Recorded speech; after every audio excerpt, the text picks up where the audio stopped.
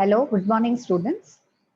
Organic chemistry કરીએ છીએ આપણે અને last class we had done nomenclature, few compounds, how to name them, IUPAC common names. Now today lecture we are doing some intermediate compounds. है ना, બહુ પરેશાન કરે. રેઝોનેટિંગ સ્ટ્રક્ચર્સ કેમ બનાવવાના, કાર્બોકેટાયન શું હોય, કેવી રીતના સ્ટેબલ હોય, carbon ion, free radical.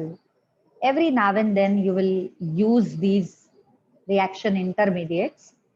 So what are that? We'll discuss one by one. Clear? And then from Monday onwards, we'll start aldehyde, ketone and carboxylic acid chapter. Some portion we had completed. I had already posted videos. So we'll continue with that chapter. Clear? First, we are starting with carbocation.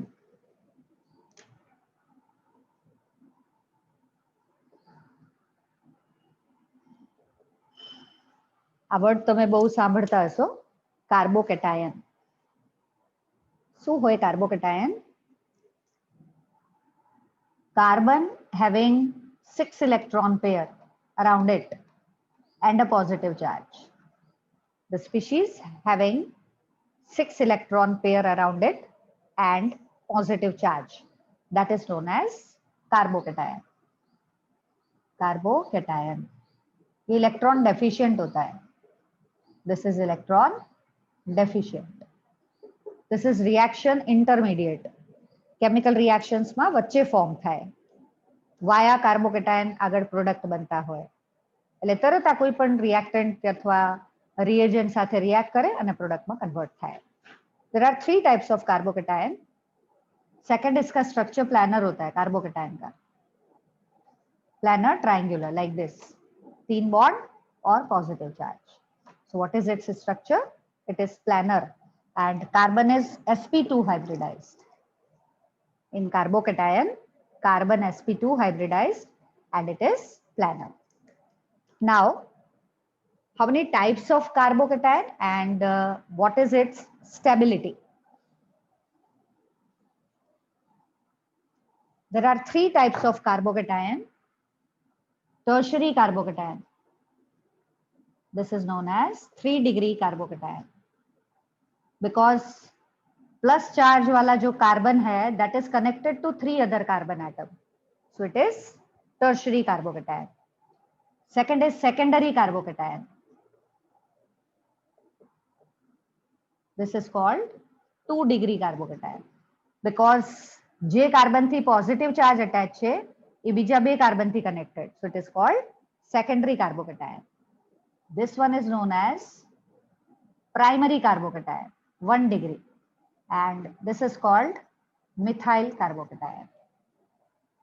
So 4 type of carbocations are there: 3 degree, 2 degree, 1 degree, and methyl carbocation.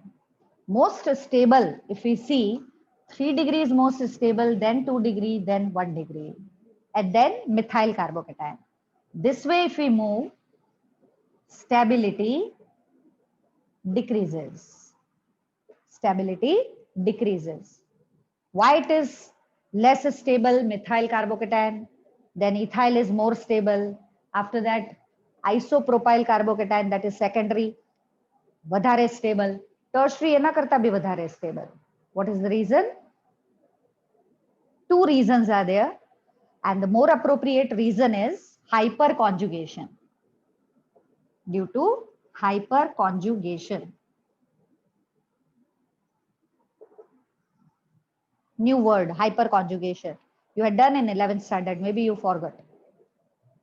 How hyperconjugation explains the stability of 3-degree carbocation, how to count hyperconjugative structure, how to explain stability of tertiary carbocation. See, the carbon to which positive charge is attached, its neighboring carbon, એનાથી જેટલા બીજા carbon attached હોય એ બધા alpha carbon કહેવાય. See again, the carbon bearing positive charge is attached to the carbons which are known as alpha carbon, just nearby. આમાં આ carbon ઉપર positive charge છે, એનું નેબરિંગ કાર્બન alpha carbon. આમાં alpha carbon છે જ નહીં. What we have to see in hyperconjugation, we have to see alpha hydrogens. Alpha carbon पे जो भी हाइड्रोजन अटैच्ड होता है उसको अल्फा हाइड्रोजन बोलते हैं. How many alpha hydrogen this has? 3 plus 3 plus 3, so total 9 alpha hydrogens are there in 3 degree carbocation. So it is more stable. જેટલા વધારે alpha hydrogen હશે એટલી stability વધારે હશે. So it is having more number of alpha hydrogen, hence its stability is more. How many alpha hydrogen this has? 3 આમાં છે, 3 આમાં છે. So total 6 alpha hydrogens are there. So its stability will be less. इसमें कितने alpha hydrogen है? Just 3 alpha hydrogens are there. Less the number of alpha hydrogens, less will be the stability. So why this 3 degree carbocation is more stable? Due to hyperconjugation, due to more alpha hydrogens. जितने ज्यादा alpha hydrogen होंगे उतना stability ज्यादा होगा. So carbocation stability depends on number of alpha hydrogen. Just count the number of alpha hydrogen. Forget whether it is primary, secondary or tertiary. Number of alpha hydrogen count કરી લ્યો. જેટલા વધારે હશે એટલી સ્ટેબિલિટી વધારે હશે. હમણાં નીટની એક્ઝામ ગઈ એમાં પૂછ્યું હતું આ કે 3 degree carbocation is more stable. Stability explained by 4 option थे. हाइपरकॉन्जुगेशन, रेजोनेंस, फिर फ्री रेडिकल, ऐसे करके 4 ऑप्शन दिए थे. तो why 3 degree carbocation is more stable? Reason behind its stability is hyperconjugation, because it has 9 hyperconjugative structures. It has 9 alpha hydrogen. Its stability will be more. Now I'm giving you 3 carbocations. You have to tell me which is more stable.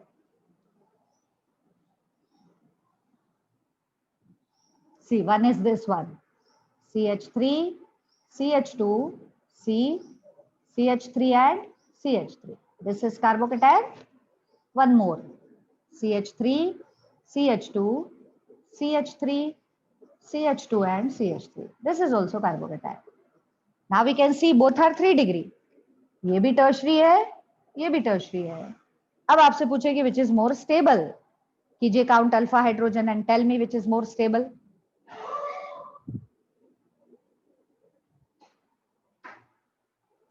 First one.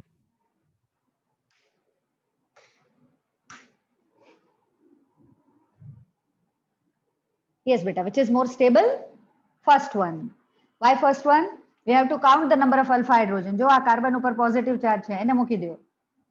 હવે એનાથી just connected carbon એની ઉપર alpha tick કરો. આ બાજુ भी alpha, આ side भी alpha. Second one. Clear?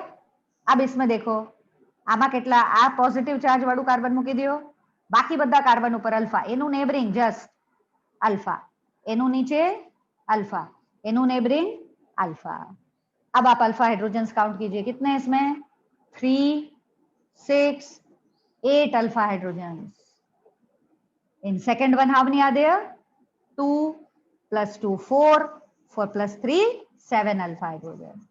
Which is more stable? First one is more stable. अब तो दोनों ही टर्शरी थे. Both are 3 degree. आपने तो पढ़ा है कि 3 degree is more stable, तो हम ऐसे बोलते हैं कि both of them are equally stable. But no, you have to count number of alpha hydrogens. जिसमें number of alpha hydrogens ज्यादा होंगे उसकी stability ज्यादा होगी. Clear? Now,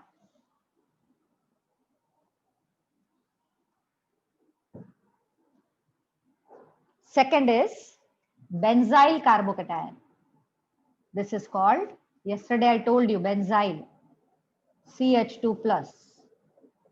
This group is benzyl and positive charge on it is called benzyl carbocation. Benzyl carbocation is also more stable. अब इसके stability के पीछे क्या रीजन है? तो इसकी स्टेबिलिटी के पीछे रीजन है resonance. Due to resonance, it is more stable.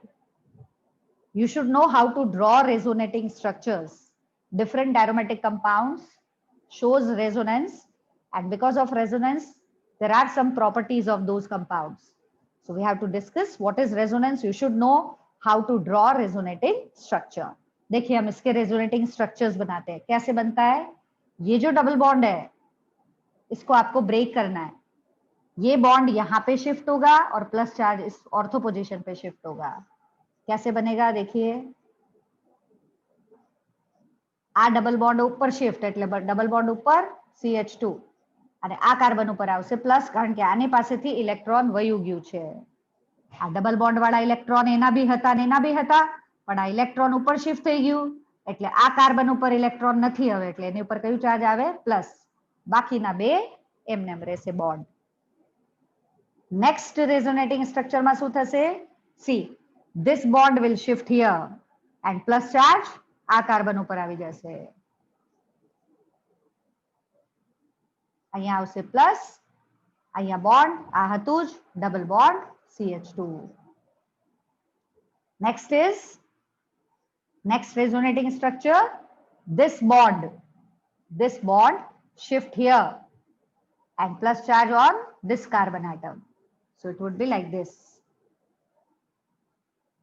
here double bond CH2 and plus charge at ortho position, and the last resonating structure, this double bond again shift here and plus charge move top, CH2 plus, double bond will be alternative. These are resonating structures, shifting of pi electrons या breaking of bond and formation of new bond, that is called resonance। तो benzyl carbocation में resonance present है, इसलिए ये carbocation secondary carbocation से ज्यादा stable होता है। टर्शरी तो सबसे ज्यादा स्टेबल है, टर्शरी सबसे ज्यादा स्टेबल है, उसके बाद आता है benzyl carbocation, that is stable due to resonance. એના પછી 2 ડિગ્રી ને એના પછી 1 ડિગ્રી કાર્બોકેટાયન। શું કામ આ રેઝોનન્સ થી સ્ટેબલ થયું? કોઈ भी आयन હોય, पॉजिटिव आयन अथवा नेगेटिव आयन, किस पे डिपेंड करती है उसकी stability? Its stability depends on delocalisation of positive charge. ये जो प्लस चार्ज है वो जितने ज्यादा कार्बन पे डीलोकलाइज्ड होगा, जितने ज्यादा कार्बन पे घूमेगा, उतनी उसकी स्टेबिलिटी ज्यादा होगी। तो देखो ये प्लस चार्ज यहाँ से निकला, ऑर्थो पे आया, ऑर्थो से पैरा पे आया, पैरा से वापस ऑर्थो पे आया, वापस घूम के ऊपर चला गया, तो पूरी रिंग में घूमने को निकला है। जितना ज्यादा ये घूमेगा उतना स्टेबिलिटी ज्यादा होगा। तो benzyl carbocation is more stable, and what is the reason behind its stability? Resonance. Clear?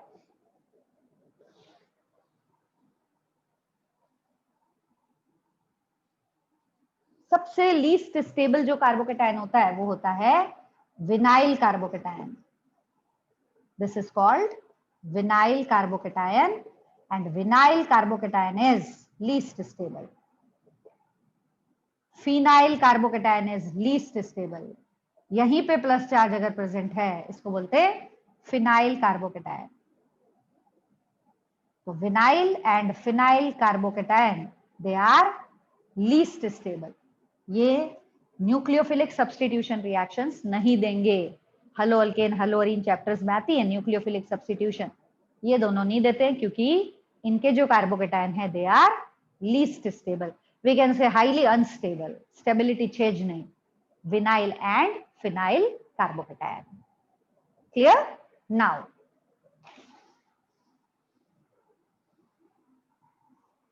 Now will see stability of alkene. Hyperconjugation की बात आई है तो अपन इसको भी समझ लेते हैं। Stability of alkyne. कभी भी क्वेश्चन आके खड़ा हो कि कौन सी अल्कीन ज्यादा स्टेबल है, so many alkenes are there which is more stable, so stability of alkene is also depends on alpha hydrogen atoms। जितने ज्यादा अल्फा हाइड्रोजन एटम्स होंगे उतना हाइपर कॉन्जुगेशन होगा और उतना अल्कीन का स्टेबिलिटी ज्यादा होगा। So stability of alkyne depends on number of hyper conjugative structures.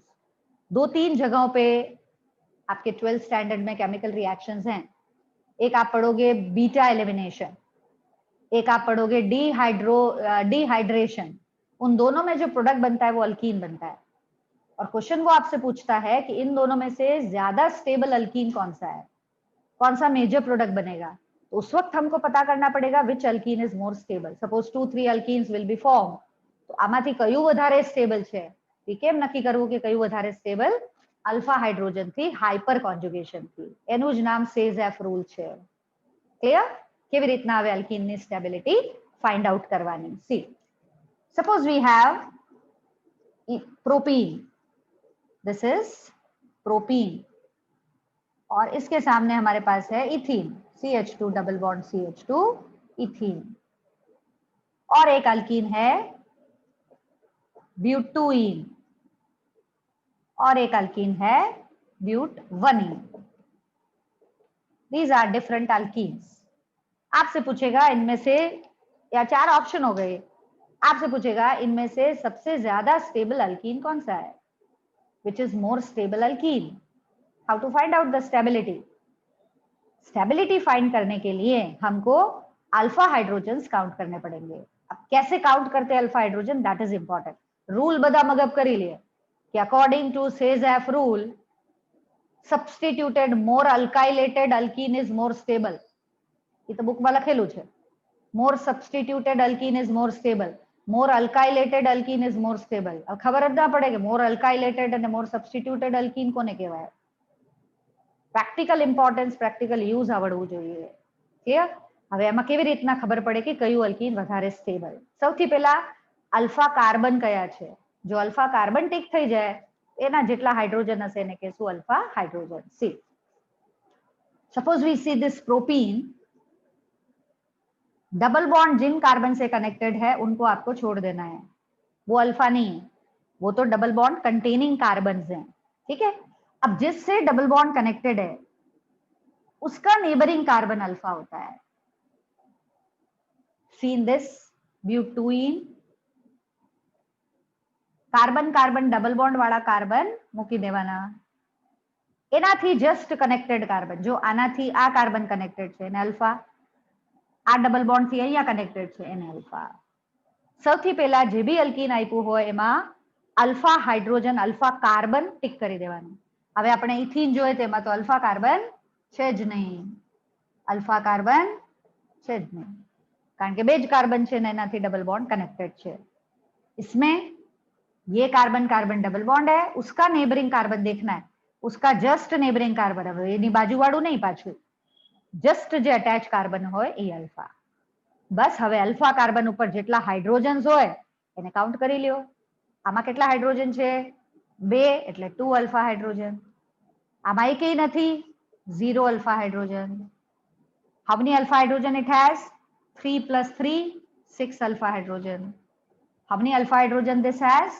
3 alpha hydrogen. अब जिसमें सबसे ज्यादा अल्फा हाइड्रोजन प्रेजेंट होते हैं वो सबसे ज्यादा स्टेबल होता है. इसमें सबसे ज्यादा अल्फा हाइड्रोजन है 6. So but2ene is more stable. but2ene is more stable alkene. So how to decide stability of alkene? By counting number of alpha hydrogen. देखिए एक और एग्जाम्पल. ઘણી વાર બોન્ડ લાઇન રિપ્રેઝન્ટેશન આપેલું હોય, અલ્ફા હાઇડ્રોજન અંદર છુપાયેલા હોય, એને બહાર કાઢીને પછી કાઉન્ટ કરવાના. See this way.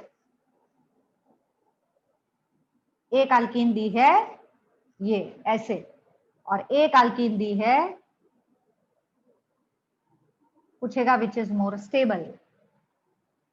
Out of these 2 alkyne which is more stable. फिर एक कुछ ऐसा दिया है, कोई भी अल्कीन दे सकता है. આવી રીતના આમ, આવી રીતના આમ અને અહીંયા double bond. which is more stable? These are different type of alkenes having double bond. This is bond line representation. कहीं भी कार्बन हाइड्रोजन दिखाई नहीं रखे हैं, अंदर छुपे हुए हैं कार्बन हाइड्रोजन, हमको बाहर निकालने हैं, तभी हमको पता लगेगा कि कितने अल्फा हाइड्रोजन प्रेजेंट हैं. क्लियर? चलिए करते हैं. यहाँ पे एक कार्बन है, यहाँ पे एक कार्बन है, ये तो हमको डबल बॉन्ड छोड़ देना है.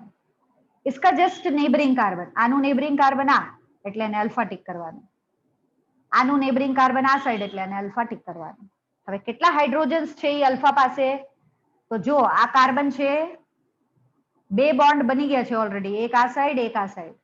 कार्बन हमेशा 4 बॉन्ड बनाता है always. 2 bond already form, So how many hydrogens will be there? 2 hydrogen will be there. This carbon has. अब आपको ही पता नहीं है कि टेट्रावैलेंट होता है, आप एक हाइड्रोजन प्लेस करोगे, then you will be wrong. We have to count the number of alpha hydrogen. Same here, इस कार्बन पे कितने अल्फा हाइड्रोजन होंगे? 2 अल्फा हाइड्रोजन. तो अगर पूछे कि इस कंपाउंड में टोटल अल्फा हाइड्रोजन कितने हैं, तो this 2 and this 2, so it is 4 alpha hydrogen. Will count in this. Carbon carbon double bond એટલે આ બે કાર્બન છોડી દેવાના. ક્લિયર? આનાથી જસ્ટ નેબરિંગ કાર્બન એક અહીંયા છે અલ્ફા, આનું નેબરિંગ અહીંયા એટલે અલ્ફા, એનું નેબરિંગ અહીંયા એટલે આલ્ફા. હવે હાઇડ્રોજન્સ કેટલા છે એ જોવું છે આપણે. હવે આ છે એ કાર્બન છે, એક બોન્ડ આ બાજુ બન્યું છે, 3 હાઇડ્રોજન આવશે because carbon is tetravalent. How many carbon, how many hydrogen this carbon has? It has 2 because 2 bond already formed. Same here, એક આ સાઈડ બોન્ડ બની ગયું એટલે આ આલ્ફા કાર્બન પાસે બી કેટલા હાઇડ્રોજન હશે? 2 હાઇડ્રોજન. કાઉન્ટ કરો ટોટલ અલ્ફા હાઇડ્રોજન કેટલા થાય? 3 + 2 5 + 2 7, 7 alpha hydrogen. Out of these two, this alkene is more stable. कुछ नहीं तो एमसीक्यू में ही पूछ लिया, अल्कीन देके बोलेगा how many alpha hydrogen it has. 4 option होंगे, we have to tick which is having how many alpha hydrogen this alkene has. How to count? See, आ कार्बन कार्बन डबल बॉन्ड वाला carbon મૂકી દીધા, આનું neighbouring carbon અહીંયા alpha, neighbouring carbon alpha, here this carbon alpha, 3 alpha carbon आ गए. Count the number of hydrogen. इसमें यहाँ पे 3, यहाँ पे भी कितने होंगे? 3, यहाँ पे कितने होंगे? 1 alpha hydrogen, only 1 because 3 bond already form. So this has 1 alpha hydrogen. Total how many alpha hydrogen are there? 7 alpha hydrogen are there. This is having total 7 alpha hydrogen. So stability of alkene is decided by number of alpha hydrogen it has. जितने ज्यादा alpha hydrogen होंगे उतना stability ज्यादा होगा. Clear? और alpha hydrogen से जो stability आप एक्सप्लेन करते हो उसी का नाम हाइपर कॉन्जुगेशन है. That is known as hyperconjugation. Clear? ना फ्री रेडिकल क्या होता है? What is free radical? जब भी किसी रिएक्शन में, जैसे हमारे पास Cl2 है, उसको हम सनलाइट की प्रेजेंस में बेक करते हैं. हमेशा जब भी रिएक्शन में कहीं सनलाइट लिखा होता है तो मैक्सिमम फ्री रेडिकल बनता है. या तो सनलाइट लिखा होगा या परऑक्साइड की प्रेजेंस लिखा होगा. अगर ऐसा कहीं लिखा होता है always the reaction intermediate formed is free radical. कैसे आएगा? यहाँ पे there is single bond between 2 chlorine atom. Bond will break. How the bond will break? Homolytic fission. क्या कहलाता है? Homolytic fission. Homolytic का मतलब होता है इस तरीके से बॉन्ड ब्रेक होगा कि इस क्लोरीन के जो 2 इलेक्ट्रॉन्स हैं वो एक एक लेके सेपरेट हो जाएंगे. मतलब ऐसा बनेगा 1 electron with 1 chlorine, 1 electron with another chlorine. This type of species is known as free radical. So free radical is having unpaired electron. ये भी इलेक्ट्रॉन डेफिशिएंट है क्योंकि इसके पास भी ऑक्टेट पूरा नहीं है, इसलिए इट इज इलेक्ट्रॉन डेफिशिएंट. जितने भी इलेक्ट्रॉन डेफिशिएंट स्पीशीज होती हैं उसको हम क्या बोलते हैं? Lewis acids. तो free radicals, carbocation, both are Lewis acid. Why they are Lewis acids? Because they are electron deficient. Free radicals are electron deficient. They have unpaired electron and they are called Lewis acids. Okay. Now, free radical भी primary, secondary और tertiary होते हैं. Free radicals are primary, secondary and tertiary.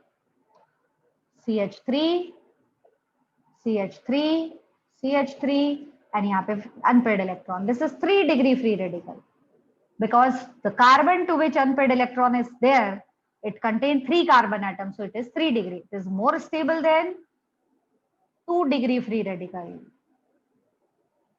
which in turn moves more stable than 1 degree free radical, and methyl free radical is least stable. Stability of free radical is also explained by hyperconjugation. कोई पूछे कि why this is more stable, why this way stability decreases, hyperconjugation decreases, stability decreases. तो कैसे इसमें भी stability explain करते हैं? With the help of number of alpha hydrogen atoms. जिसमें बहुत ज्यादा अल्फा हाइड्रोजन एटम्स होंगे उसकी स्टेबिलिटी ज्यादा होगी. तो जैसे आप कार्बोकेटाइन की स्टेबिलिटी एक्सप्लेन करते हो हाइपर कॉन्जुगेशन से, वैसे इसकी भी स्टेबिलिटी एक्सप्लेन होती है बाय हाइपर कॉन्जुगेशन. આમાં કેવી રીતે આલ્ફા કાર્બન કાઉન્ટ કરવાના? સેમ વે, જે કાર્બન ઉપર અનપેર્ડ ઇલેક્ટ્રોન છે એનું નેબરિંગ કાર્બન એટલે આ આલ્ફા, આ આલ્ફા, આ આલ્ફા.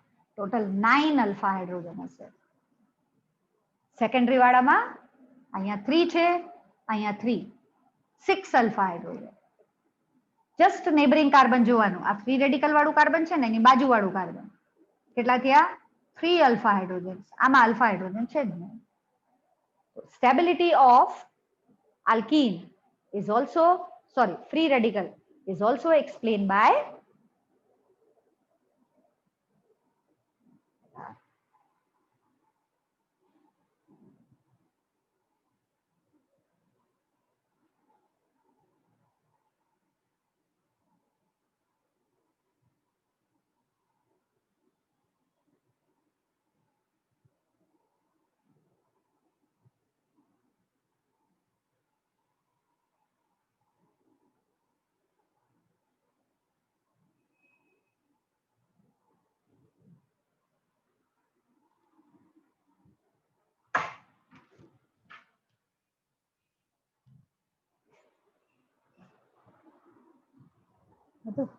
ये देखो क्या बंद हो गया है. कुछ आया था अपग्रेड, अपग्रेड लगता है. म्यूट करके आया? नहीं, म्यूट नहीं किया.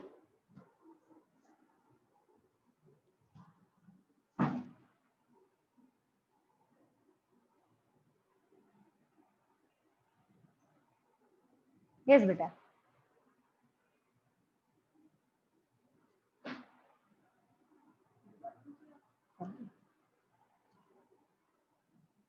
Okay, so stability of free radical is also decided by hyperconjugation. Now, एक जो बहुत बार आपको यूज आएगी रिएक्शन वो है एडिशन विथ मार्कोनिकॉफ रूल. बहु बधी वार यूज थाय मार्कोनिकॉफ रूल.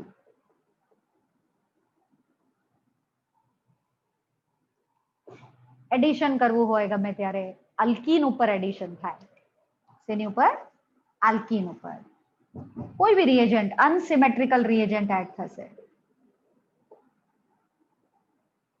અલ્કીન ઉપર અનસિમેટ્રિકલ રિએજન્ટ એડ કરવાનું, પ્રોડક્ટ બનશે. માર્કોનિકોફ રૂલ થી એડિશન બહુ ઇમ્પોર્ટન્ટ, ઘણી જગ્યા કામ આવે. એક વસ્તુ એની અંદર કાર્બોકેટાયન ઇન્ટરમીડિયેટ ફોર્મ થાય. જ્યારે બી માર્કોનિકોફ નું એડિશન થાય ડબલ બોન્ડ ઉપર અલ્કીન ઉપર, ત્યારે हमेशा कार्बोकेटायन बच्चे बने. और जब भी कार्बोकेटायन बीच में बनता है वो हमेशा रीअरेंज होता है.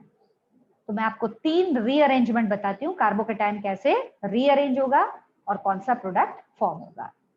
Clear students? सबसे पहले तो एडिशन कैसे होता है अल्कीन पे? Unsymmetrical reagent. अनसिमेट्रिकल रिएजेंट શું હોય છે? देखो मैं બે ટાઈપના રિએજન્ટ લખું, Cl2 HCl, O2 H2O, Br2 HBr. कुछ डिफरेंस दिखाई देता है इनमें? बिल्कुल दिखाई देता है. Here 2 chlorine atoms are there, same chlorine atoms are there. This reagent is called symmetrical reagent. O2 બે oxygen atom છે. This type of reagent is called symmetrical reagent. इसको बोलते हैं अनसिमेट्रिकल रिएजेंट क्योंकि इसमें एक H है और एक Cl है, ये प्लस और ये माइनस. इसमें भी दोनों अलग अलग है, H प्लस OH माइनस. इसमें भी दोनों अलग अलग है, H प्लस Br माइनस. तो इन Markovnikov rule is applicable only with unsymmetrical reagent. Unsymmetrical reagent જ્યારે તમે અલ્કીન ઉપર એડ કરો તો કયો રૂલ ફોલો થાય? હંમેશા Markovnikov rule. શું છે Markovnikov rule? રૂલની જે વર્ડિંગ્સ છે એની ઉપર ન જવું, આપણે સમજવું છે હવે કે Markovnikov rule હોય છે શું એમ. सपोज कोई भी अल्कीन हो, जैसे अल्कीन छे propene, this is called propene. इस पे अगर अपन HCl ऐड कर रहे हैं, व्हाट इज Markovnikov रूल? इसको देखना है रिएजेंट को. This is called unsymmetrical reagent, this is called alkyne. Unsymmetrical reagent का जो नेगेटिव पार्ट है उसको हमको देखना है. Negative part of unsymmetrical reagent will move to, આમાં જોવાનું અલ્કીનમાં જે કાર્બન ઉપર ડબલ બોન્ડ પ્રેઝન્ટ છે એમાં જેની પાસે લેસ નંબર ઓફ હાઇડ્રોજન હોય ત્યાં એડ થશે Cl minus. Negative part of the reagent will add to the carbon having less number of hydrogen. Product बनेगा CH3 CH, यहाँ पे Cl, ये ऐड होगा इसलिए एक बॉन्ड ब्रेक हो जाएगा, H यहाँ पे ऐड होगा और क्या बन जाएगा? 2-chloro-propane. 2-chloro-propane. तो हमेशा जब भी आप अल्कीन पे कोई अनसिमेट्रिकल रिएजेंट ऐड करते हो तो हम उस पे कौन सा रूल ओबे करेंगे? Markovnikov rule. अब गमे तेमा તમે ગમે તે રીઝન આપી દો, અમે રિએક્શન લખી હોય ને અમે પૂછીએ કે આ શું કામ સ્ટેબલ, તો તમે કહી દો Markovnikov રૂલ. કાર્બોકેટાયન, ગમે તે નો ચાલે. જ્યારે તમે અલ્કીનની રિએક્શન્સ લખો જેમાં તમે અનસિમેટ્રિકલ રિએજન્ટ એડ કરતા હો તો જ તમારે એડિશન કેવી રીતના કરવાનું? Markovnikov રૂલથી. હવે Markovnikov રૂલ સમજાઈ ગયું, બટ એક બે માં એક્સેપ્શન્સ તો નો કહેવાય, બટ એક બે એક્સ્ટ્રા એક્ઝામ્પલ છે હું તમને આપું. એક્સક્લુઝિવ એક્ઝામ્પલ જેને કહીએ ને એ. Suppose we have this CH3 CH3, here it is double bond, then CH and CH3.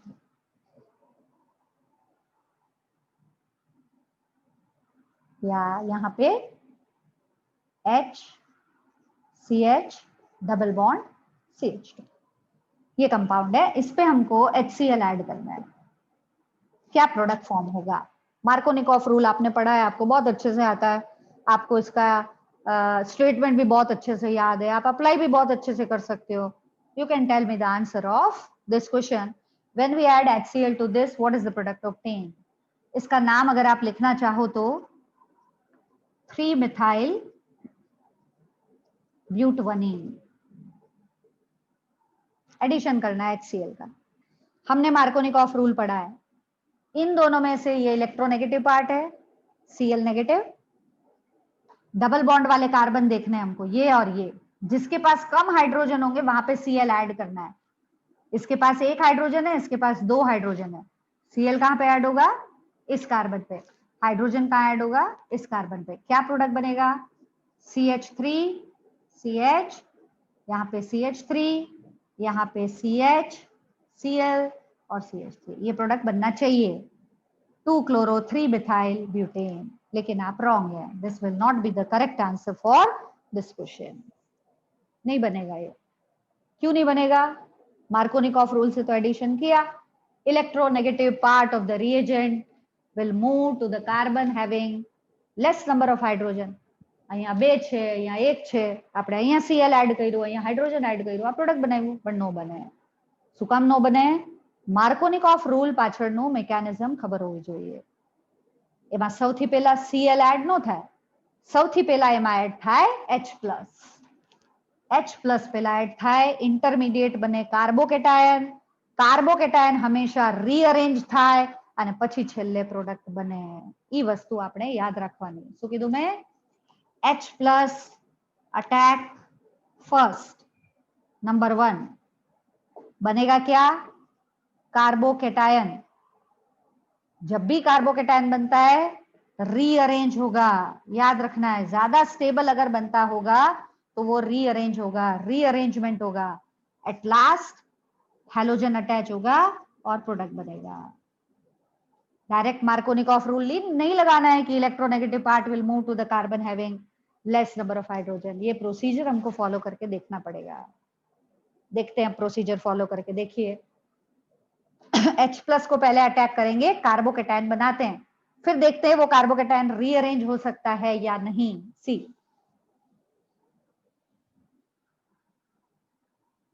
This is our alkene. Okay, first we will attack H plus.